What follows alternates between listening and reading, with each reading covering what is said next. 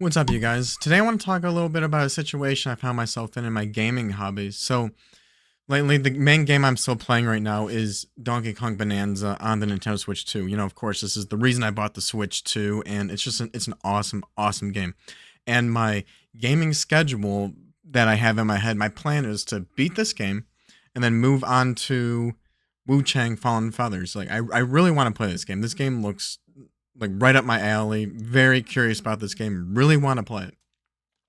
Okay, so I've actually been playing Donkey Kong Bonanza for put in about like 4 hours in the past 2 days, which is huge for me. I usually get to play like 15, 30, 45 minutes per day. I had a couple days off of work and I found a couple pockets of times, and I was hoping for those 2 days off. The first day, well, actually, I was hoping to actually have this game completed before my 2 days off, so that way I could start Wuchang and play this on those two-hour blocks of my game time. But I didn't have the time to actually complete this before my day off, so the first of my 2 day offs, I was like, okay, I'll beat this. I'm gonna try to beat this on the first day off, and then start Wuchang on day off number 2. And so maybe minor spoilers about Donkey Kong Bonanza. I'm going to try to keep it vague, but the structure, the ending, I'm going to talk a little bit about how it's structured. I won't get into like details of the story or anything like that. But so there's some twists at the end of the game, and what I thought I was close to the end. I don't want to say dragged on because it's great. It's still good. It's very good, but like there was just more than I was expecting, which is awesome. Like that's awesome that's like where we're at with Nintendo games. Like usually you can kind of read when a game's coming up to the end, but I was wrong. They just kept going, and that was great. That's awesome. And I enjoyed the whole ride, and the credits rolled. And now, it's a collectathon game, so you kind of expect that. I'm comparing to like Mario 64, Sunshine, Galaxy, that I can 100% collect all of the bananas in the game, but like I don't really have to. That's what I was expecting. So I was just like, decided already that I was not going to 100% this game. I just wanted to beat it and then move on to my next game.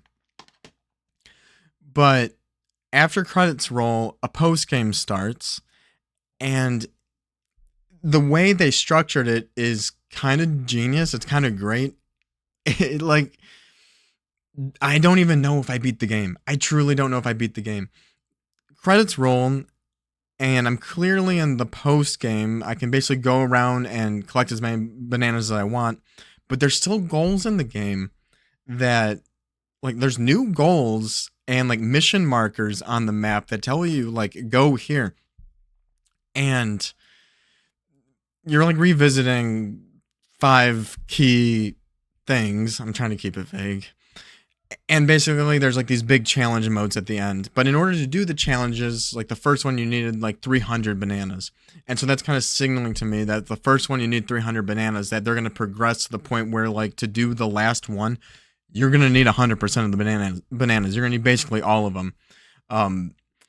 And so now it's like, okay, do I actually have to 100% this game in order to complete? Because I don't feel like I finished the game.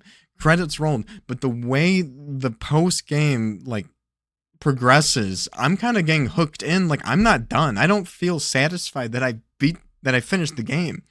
And for anyone who's like played it, like leave a comment below. What do you consider beating this game? The credits rolling, or do you need to go and do the rest of the post credit? The post game, the post credit content. And I'm guessing there's maybe a secret ending, which is like really piquing my interest because there's some twists in here that I'm like, man, I don't know what more, like, how far are they going to take this? And, this is the main Switch 2 game. This game is incredible. Like, this is like the Mario Odyssey successor. And I regret not 100%ing Odyssey and getting like all the endings. But I don't know if this is going to be a dinky little like special congratulations screen at the end or anything like that. Like there might be a nice secret ending here.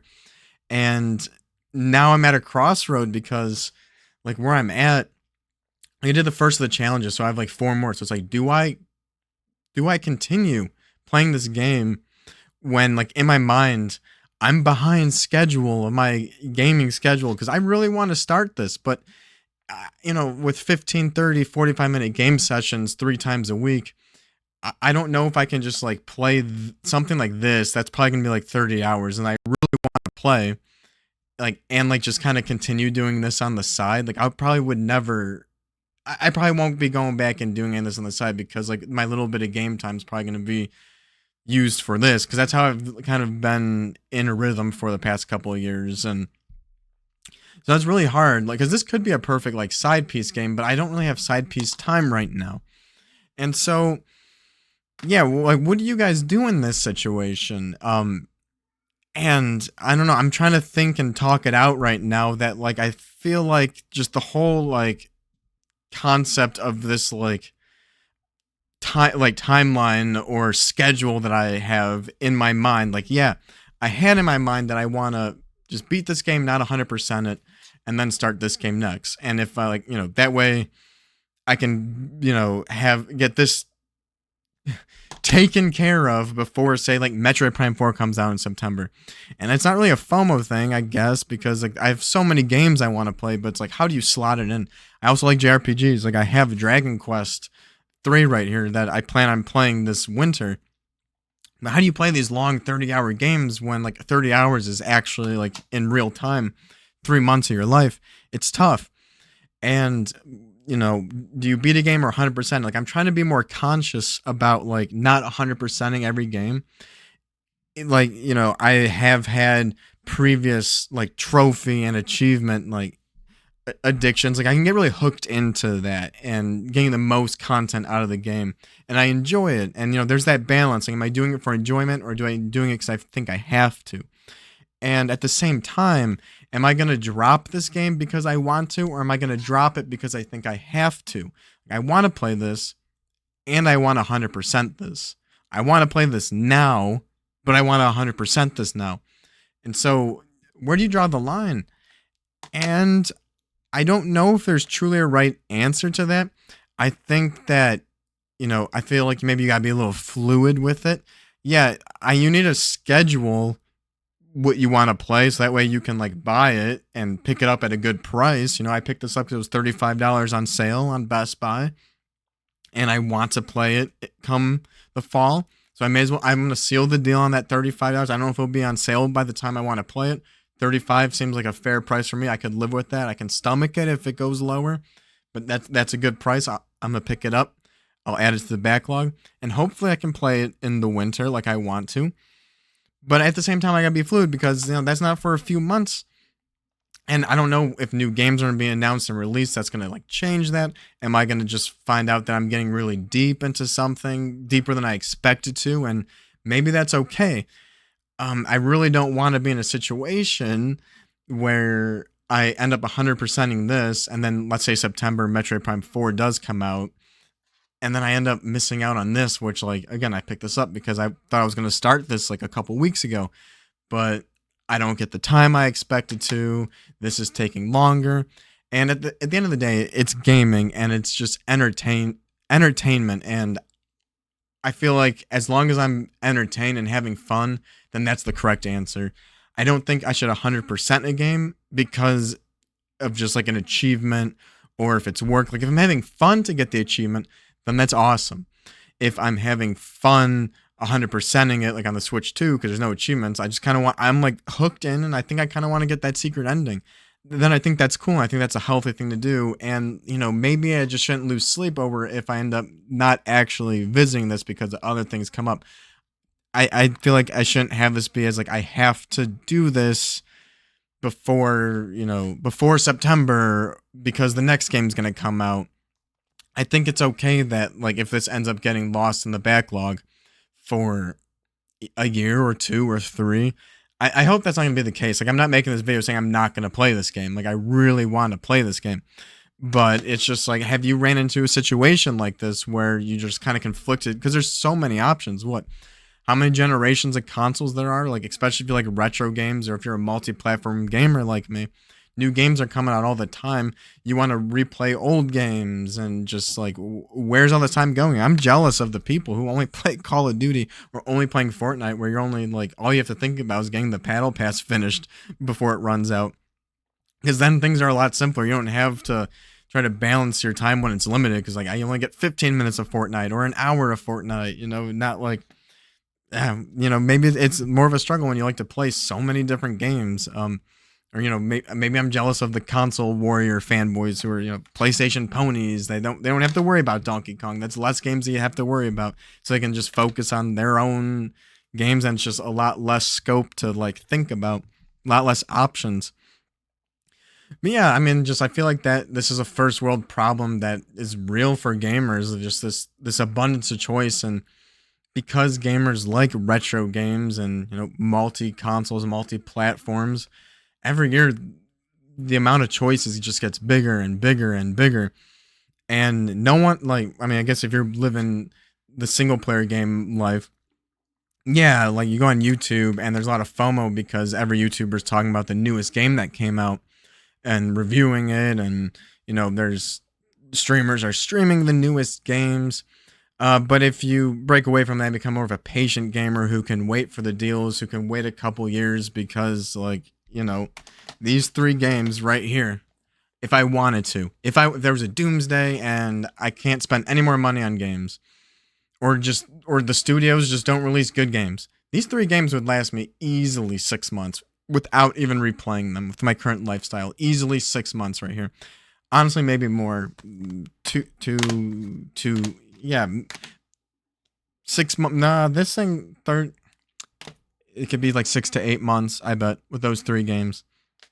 And then you could just replay it.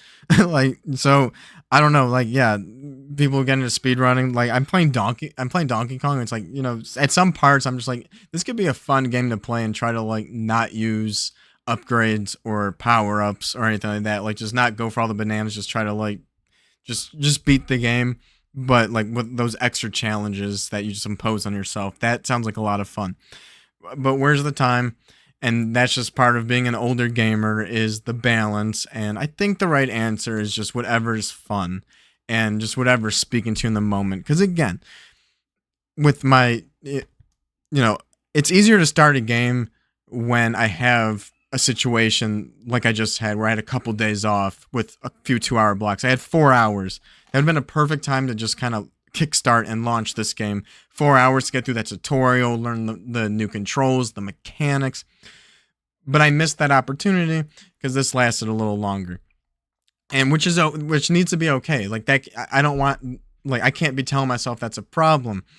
And now that I'm past that, I'm going back to just my normal days of like 15, 30, 45 minutes, a few days a week of game time. Control wise, this is a much simpler game to get into. Like, it's a platformer. The controls are not that difficult. It's not like a Souls-like game like this, which is going to have a lot to it, which is great in its own way. But it's going to be probably 2 more weeks before I have another opportunity to really kickstart this. So within those 2 weeks, I think I'm going to keep playing Donkey Kong. And maybe I still don't have to commit to just actually completing it. But I don't think I need to make, I'm going to keep playing it right now for maybe the next 2 weeks, and then we'll reevaluate how close I am to the end. Do I want to spend my next days that I have a bigger chunk of time to game? Maybe I'm close enough to try to knock it out again during that big block of time. Maybe I'm able to start this, or maybe I'm just like, I'm tired of Donkey Kong and it's time to move on. That's got to be a valid option too. We buy the games for entertainment. We should be enjoying them. And, the question is, do you 100% it or not? And where do you draw the line? Do you move on to the next one like it's a big old checklist? I think it just needs to be fun. And let me know down in the comments if you've ran into the situation. Have you played games and, has it felt like work to you? Or do you think the credits rolling is beating it and you don't have to do the rest? Yeah, let me know in the comments on what you think, and share a story if you've had any situations like this. Leave a like, subscribe if you're new, or if you enjoyed the video. Thank you, and see you in the next one.